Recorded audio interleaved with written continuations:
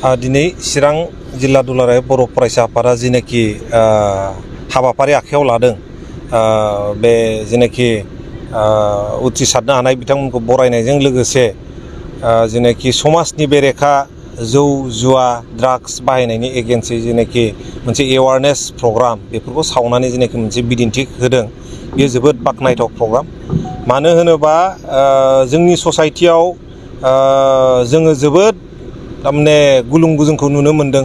उन्दै उन्दै बैसोआवनो समाज बेरेखा हाबा मावनाय दाख्लैसो सान्थिफुराव जालांदों। जेनाखि मोनसे रेपनि केस जानाय बा जोंनि पिकनिक स्पटफ्राव बायदिसिना उलुं गुजुं जोङो जेनाखि थासारि नुनाय बेफोरो थारमाने जोंनि समाजाव सिं सिङाव हाबनो हमदों।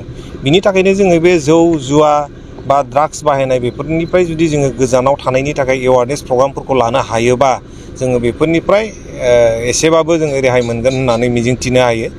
जोंहा बे ओनसोलाव नायनो थाङोबा पिकनिक स्पटफ्राबो गोबां जाथारबाय। आङोथ' दुलाराय बर' फरायसा आफादखौ चिरां डिस्ट्रिक्टखौ रिकुवेस्ट खालामदों जाहाथे चिरां जिल्लायाव देग्लाय फैगोन बोसोराव जाहाथे मोनसेबो थारमाने पिकनिक स्पट थाया। मानो होनोबा पिकनिक स्पटआवनो जोंना मोनसे सेन्टार पइन्टफोर बायदि जागासिनो दङ बे इलिगेल जेनाखि मोनसे खामानिफोर जौ जुवा फेग्रा मुवा बाहायनायनि। जोंहा पिकनिक स्पटफ्राव थाङोबा जोङो नुयो उन्दै उन्दै बैसोफोर आन्डार 18 आन्डार 17नि 14-15 बोसोरनि गथ'फ्रानो ज' जायै जौ बा ड्राग्स सिगारेट बिरि जोङो बाहायनायखौ नुनो मोनो। थ' बेफोरनिफ्राय जानगाराव दोननोबा जोङो बैफोर आड्डाखौ जोङो फोजोबनांगोन। मोनसे गोजोनथाव खौरां क'क्राझार सहरनि जेडि रडजों नांजाबनाय गोजोनपुरि रयेल एनफिल्ड श'रुमनि गोजौआव दंसै आइ आफा बिएम इन्स्टिट्युट अफ पेरामेडिक्स। बे आइ आफा बिएम इन्स्टिट्युट अफ पेरामेडिक्सआ नोंथांमोननो लानानै फैदों देहा जोथोन लाखिनायनि माखासे आयदाफोरनि गोदान सोलोंसालि।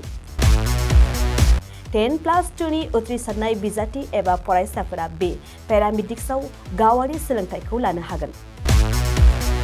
क'क्राझार सहरनि गोजोनपुरि एबा गांजिमा बाजारजों नांजाबनाय आइ आफा बिएम इन्स्टिट्युट अफ पेरामेडिक्सआ नोंथांमोननि थाखाय गोदान मुं थिसननाय आयदाफोरानो जादों medical laboratory technology assistant nursing first aid patient care dialysis technician OT technician physiotherapy कर्सखौ 2 बोसोरनि गेजेरावनो आबुं खालामनानै BSS डिप्ल'माखौ लानो हागोन। बेजों लोगोसेयैनो ICU टेक्निशियान आरो रेडियोलॉजी टेक्निशियान कर्सखौ बोसोरसेनि गेजेरावनो आबुं खालामनानै BSS डिप्ल'माखौ लानो हागोन। लोगोसे गासैबो डिप्ल'माखौ लानायनि उनाव सरकारि साख्रि मोननायनिबो सुबिदा दं।